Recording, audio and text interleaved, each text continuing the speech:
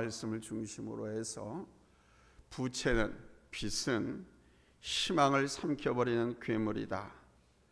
부채는 소망을 삼켜버리는 괴물이다. 이런 제목으로 말씀을 나누겠습니다. 하나님의 말씀 마태복음 6장 22절로 23절 말씀에 보면 이런 말씀이 있습니다. 우리 같이 읽을까요?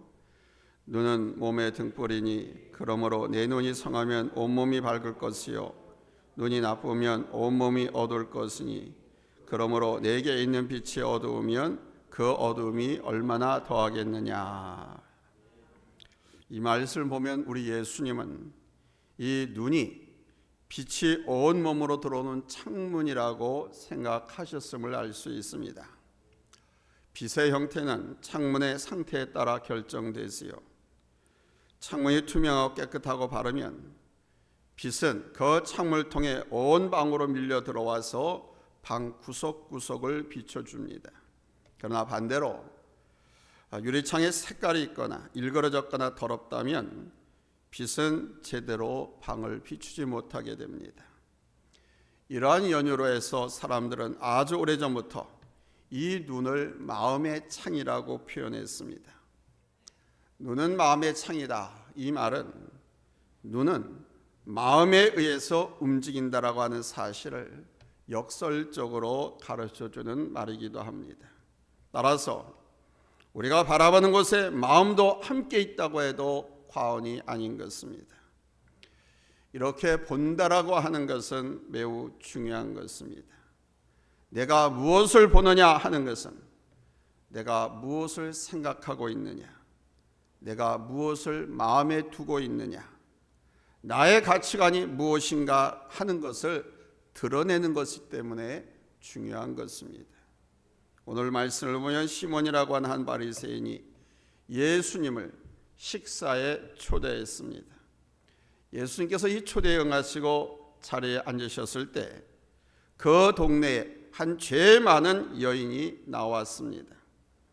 이 여인은 나오자마자 예수님 곁으로 와서 울면서 눈물로 발을 적시기 시작했습니다. 주님의 발이 눈물로 적실 정도로 눈물을 많이 흘렸습니다. 그러더니 이내 털속 주저앉아서 자기 머리털을 풀어헤치고 그 풀어헤친 머릿결로 예수님의 발을 닦았습니다. 그리고는 그 발에 입을 맞추고 옥합에 들어있는 향유를 부었습니다. 이때 이 여인을 보고 있던 바리새인 시몬은 호스트입니다. 그 집 주인입니다. 속으로 말합니다. 39절에 이 사람이 만일 선지자라면 자기를 만지는 이 여자가 누구며 어떠한 자, 그 죄인인 줄 알았으리라 하거늘 그랬습니다. 이 말씀은 예수님을 향해서 무슨 선지자가 저 따위야, 자기를 만지던 저 여자가 창녀인 줄도 모르다니, 이런 마음이기도 한 것입니다. 그러나 주님은 오히려 말씀하시기를 47절에서 그녀가 많은 죄가 사해졌도다. 이는 그의 사랑이 많음이다. 이렇게 하시면서 그 집주인 시몬의 잘못된 생각을 바로 잡아주었습니다. 우리는 여기서 한 가지 중요한 사실을 발견할 수 있습니다. 그것은 바리새인 시몬과 우리 예수님이 여인을 보는 관점에서입니다. 똑같이 한 여인을 바라보았지만 그 관점은 극과 극이었습니다. 시몬은 죄로, 예수님은 사랑으로 그 여인을 보았습니다. 먼저 시몬의 시각을 보십시오. 그의 시각은 죄였습니다. 그가 바라본 여인은 동네에서 죄인으로 낙인 찍힌 소문난 여자였습니다. 그는 재고의 여지 없이 그녀를 죄인으로 정죄했습니다. 더욱이 예수님 앞에 나와서 보여준 그녀의 행동은 자신의 이러한 생각에 더 확신을 갖도록 했습니다. 왜냐하면 당시의 유대 여인들은 풀어헤친 머리로 사람들 앞에 나타난다라고 하는 것은 매우 점잖지 못한 행동이었기 때문입니다. 이런 관습으로 해서 유대 여인들은 자기 결혼식 날 머리를 올려매고는 두 번 다시 머리를 푼 채로 사람들 앞에 나서는 일이 없었습니다. 관습이었습니다. 그런데 오늘 본문의 이 여인을 보십시오. 울면서 머리를 풀어 헤쳤으니 눈물이 예수님의 발을 적실 정도로 눈물을 많이 흘렸다고 하니 그 모습이 오죽이나 사나웠겠습니까? 특히 이런 일이 지금 자기 집에서 자기가 초청한 손님 우리 예수님께 행해지고 있습니다. 그러니 호스트인 시몬의 입장에서 얼마나 불쾌했겠습니까? 시몬의 눈에 그녀는 더러운 죄인임이 분명했습니다. 아주 불쾌했습니다. 그러나 우리 주님의 생각을 보십시오. 시몬은 그 여인에게서 죄를 보았지만 우리 예수님은 사랑으로 보셨고 회개하는 그녀의 심령을 들여다보셨습니다. 시몬이나 예수님 두 분 다 똑같이 죄를 보긴 보았지만 시몬은 단지 죄밖에 본 것도 느낀 것도 없었습니다. 그러나 우리 예수님도 죄를 보셨지만 그 죄 뒤에 있는 여인의 고통을 함께 보셨습니다. 자신의 죄 때문에 절규하는 절망에 엄습당한 한 영혼의 숭고한 고통을 예수님은 바라보셨습니다. 그리고는 시몬을 향해서 말씀하셨습니다. 이 여자를 네가 보느냐? 이 여자를 내가 보느냐? 여러분, 이 말씀이 무슨 말씀인 줄 압니까? 내가 눈이 있거든 잘 보라는 것입니다. 똑똑히 보라는 것입니다. 편견의 눈으로 보지 말고 진정한 한 인간의 모습으로 보라는 것입니다. 보지만 말고 느낄 줄 알아라. 그래서 너 올바른 판단을 하라고 하는 엄숙한 명령인 것입니다. 불쌍한 사람을 보면서 낄낄거리는 사람과 가슴 아파하는 사람이 어디 똑같겠습니까? 가슴이 아픔을 느낀다라고 하는 것은 사랑을 의미하는 것이죠. 그래서 사람은 사람을 보고 느낄 줄 아는 사람이 되어야 됩니다. 지금 주님께서 하신 말씀을 보십시오. 이 여자를 보느냐? 사랑의 눈으로 보라는 뜻입니다. 여기 등장하는 시몬은 스스로 하나님과 사람 앞에서 자기는 선한 사람이라 생각했던 것이 분명합니다. 그렇게 예수님을 십자가에 초대했고 자기도 바리새인이면서 다른 바리새인들과는 다르게 예수님과 함께하고 있습니다. 그러나 여인을 자신의 판단대로 정죄함에 있어서는 주저하거나 거리낌이 없습니다.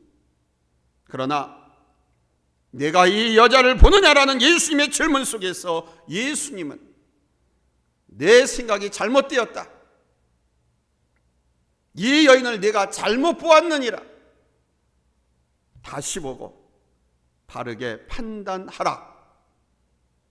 시몬을 책망하신 것입니다. 그러므로 여러분, 우리는 오늘 주님께서 하신 이 말씀의 의미를 가슴에 담고 살아야 합니다. 주님께서 이 여인을 바라보는 그 시선으로 인생을 사셔야 됩니다. 주님께서 그 여인을 바라보는 그 마음으로 사람을 대해야 합니다. 우리 주님께서 그 불쌍한 여인의 뭘 보셨을까요?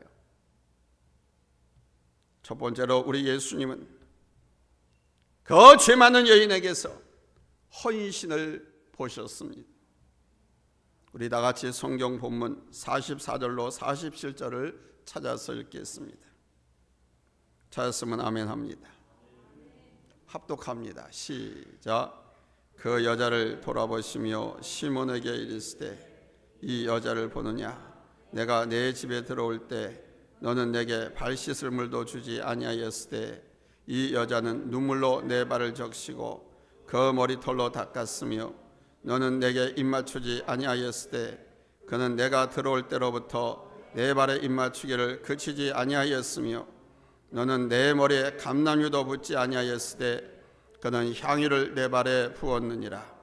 이러므로 내가 내게 말하노니 그의 많은 죄가 사하여졌도다. 아멘. 거기까지. 당시 저 이스라엘 민족 유태인의 예법은 손님이나 친구가 자기 집을 방문하면 제일 먼저 뭘 하느냐, 그 손님이나 친구의 어깨에다 다시 손을 떠얹고 그 친구의 볼에다가 키스를 한 뒤에 아주 시원한 물을 내어다가 발을 씻깁니다. 그런 다음 향내 나는 향수를, 향유 기름을 머리에다 한 방울 살짝 떨어뜨려 줍니다. 그들은 이러한 행위를 통해서 바로 이웃의 평안을 기원했고 최소한의 봉사를 했으며 상대를 존중하는 마음을 그렇게 드러냈습니다. 그런데 오늘 기록된 말씀에 보면 시몬은 그 모든 것을 하나도 행하지 않았습니다. 한 가지도 주님을 위해서 행한 일이 없었습니다. 이것은 우리 주님께 대한, 아니 손님에 대한, 자기가 초청한 손님에 대한 무례함을 범하고 있는 것입니다. 단지 그가 행한 것은 주님을 자기 집에 모셔놓고서는 주님을 찾아온 죄 많은 여인을 향해서 거들먹거리는 자세를 취한 것밖에 없습니다. 정작 자기가 갖춰야 할 것은 갖추지 않고 자기가 해야 할 도리는 하나도 하지 않고 단지 주님을 모셨다는 것 한 가지로 아주 무례한 행위를 하고 있었던 것입니다. 그런데 이 죄 많은 여인은 눈물로 우리 예수님의 발을 닦았습니다. 그리고는 자기의 머리 풀어가지고 그 주님의 발을 닦았습니다. 자신의 모습이 사람들의 눈에 어떻게 비춰질지 의식할 겨를도 없었습니다. 그녀의 마음에는 오직 죄를 통회하는 마음과 고생하며 수고하고 계신 우리 주님을 사랑하는 마음밖에 없었습니다.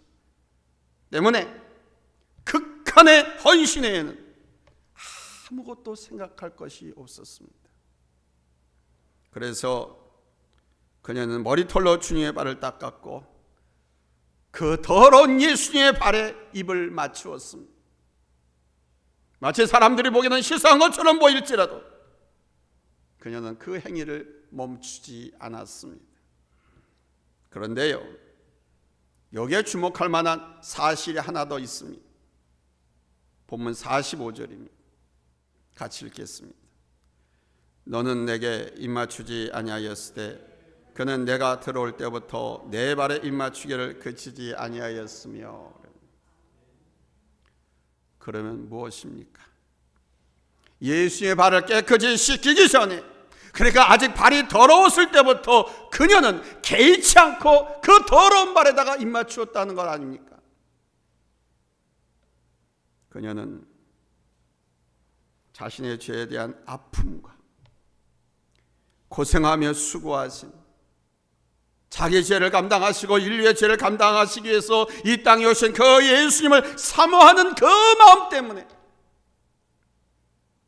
주님의 발이 더러운지 깨끗한지 전혀 문제가 안 되었던 것입니다. 그만큼 그녀의 마음은 간절했고 그녀의 마음은 진실했습니다. 사모했습니다. 오직 헌신하기를 바랬으며 옥합에 담겨진 미리 준비한 값비싼 향유를 주님의 발에 부었습니다. 여러분, 이것이 바로 헌신입니다. 이것이 바로 주님을 사랑하는 인간의 아주 작은 한 모습입니다. 그 작은 한 모습이 그녀에게 있어서 전부였습니다. 주변에서 누가 뭐라고 하든 상관없습니다. 미친년이니 병신년이니 죄인이니 돌팔매질 해도 상관이 없습니다. 그녀는 그렇게 주님 앞에 헌신했습니다.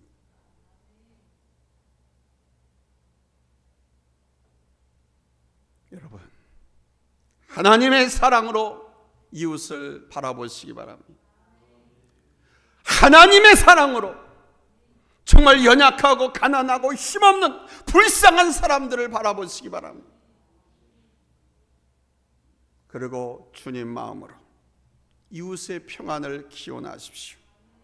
그리고 봉사하십시오. 내가 가진 것이 없이 다만 자기 지체인 머리털로 할지라도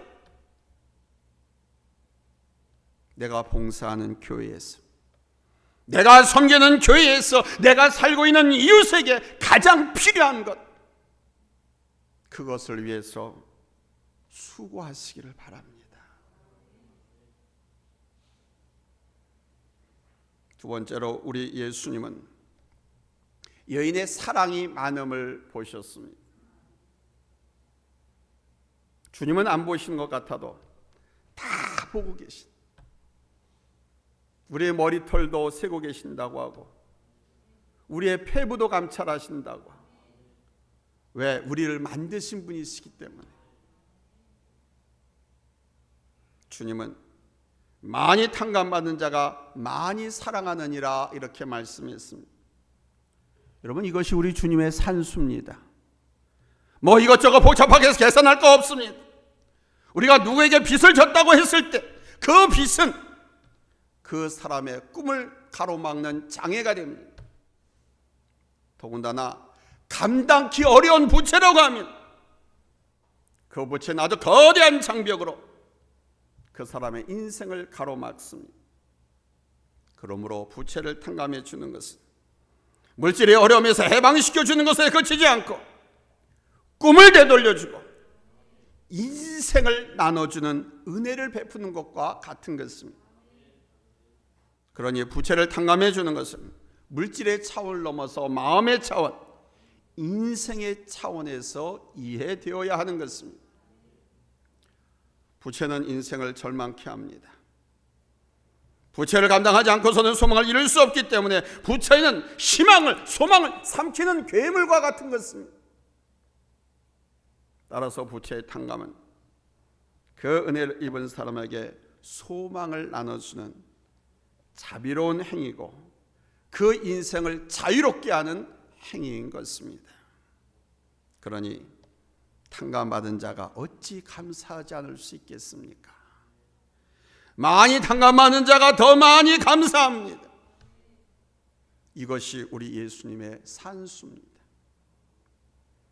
예수님의 이 산수법은 저 같은 죄인에게 얼마나 큰 위로와 축복이 되는지 모릅니다. 우리의 죄악이 하늘을 찌를지라도 우리가 절망하지 말 것은 바로 이 죄에 대한 우리 하나님의 용서함이 있기 때문이에요. 용서하시면서 많이 탕감받았으니 더 많이 감사하고 더 많이 찬양할 것이라고 주님은 생각하고 계십니다. 이 여인도 탕감을 많이 받았기에 이렇게 많이 감사하고 있다는 것입니다. 믿으시면 아멘 하시기 바랍니다. 남편이 병으로 세상을 떠나고 5살, 3살 된 두 아들을 둔 한 부인이 있습니다. 이 두 아들을 키우기 위해서 그녀는 기찻길 옆 신발 공장에 취직을 했습니다. 매일 아침 출근할 때 두 아이들을 맡길 곳이 없어서 두 아이들을 데리고 공장으로 출근하고 공장 한 뒷견에 조그맣게 남아있는 학고방 같은 창고방에서 놀게 하고 이 엄마는 일을 했습니다. 어느 따뜻한 봄날이었습니다. 방안이 답답했는지 이 두 아이 엄마 몰래 방을 나와 철길로 나가 놀았습니다. 철길에서 가위바위보 하기도 하고 건너뛰기도 하고 비석치기도 하고 하면서 놀고 있었습니다. 그때 기차가 들어왔습니다. 누군가가 애들이 없다는 소리에 엄마가 뛰어나가 보니 그 두 아들을 기차가 막 덮치려고 하는 그 순간 엄마는 본능적으로 몸을 날렸습니다. 두 아이를 밀쳐내고 기차는 그 엄마를 치고 지나갔습니다. 동네 사람들은 그 엄마의 장례를 치르고 난 후 5살, 3살 된 두 아이 고아원으로 들여보냈습니다. 그리고 자라서 그들이 25살 청년이 된 후 어머니의 무덤을 찾았습니다. 어머니의 무덤에 조그만 묘비를 하나 세우고 다음과 같이 새겨 놓았습니다. 어머니, 우리 어머니, 사랑하는 우리 어머니.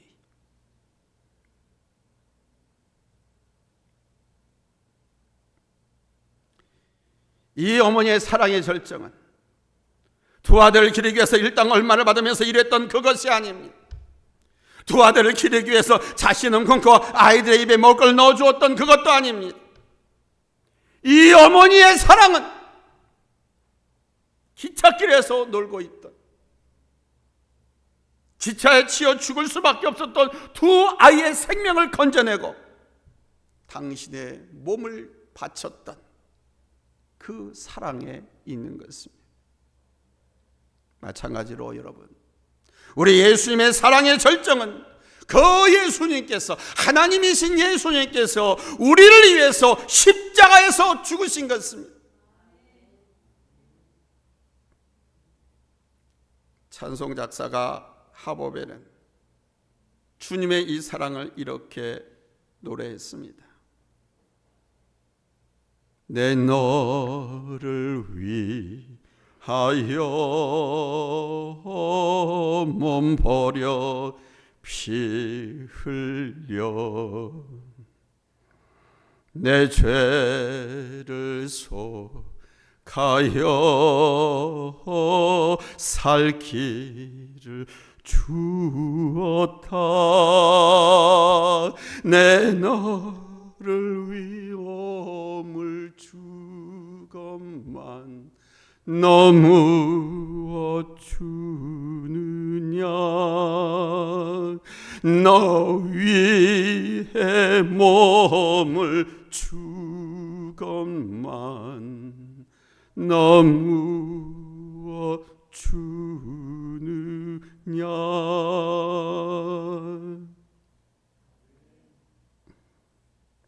사랑하는 여러분, 왜 우리가 주님을 사랑한다고 말해야 합니까? 왜 우리가 주님께 헌신해야 하고 왜 우리 주님을 찬양해야만 합니까?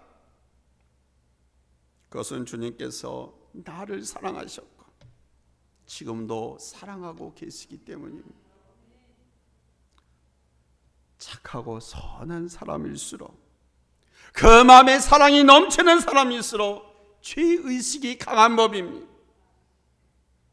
누가 더 많은 죄를 지었는지 우리 주님 외엔 아무도 알 수 없습니다. 따라서 우리는 누가 더 선하고 누가 더 나쁜 놈인지를 가릴 수 없습니다. 주님께서는 우리의 검붉은 그 모든 죄를 다 용서해 주셨습니다. 크든지 작든지 다 죄를 용서해 주셨습니다. 우리는 엄청난 것을 탕감받은 사람들입니다. 도저히 씻을 수 없고 해결할 수 없는 죄를 탕감받은 사람들입니다. 그래서 우리는 주님을 더 많이 사랑합니다. 그래서 저는 주님을 더 많이 사랑합니다.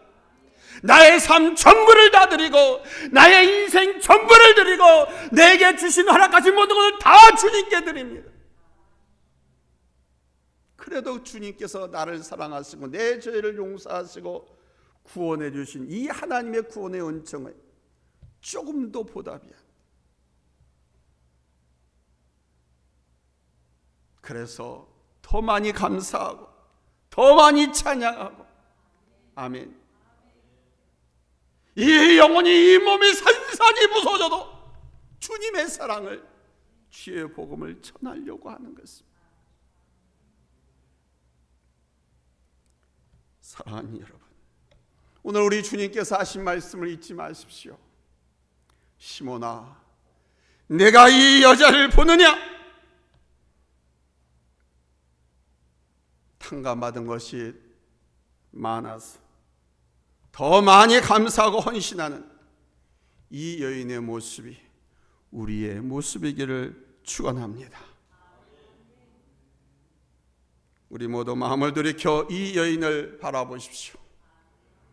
그리고 내 믿음이 너를 구원하였으니 평안히 가라고 하는 여러분 이 평강의 축복을 받으시기를 예수님의 이름으로 축원합니다.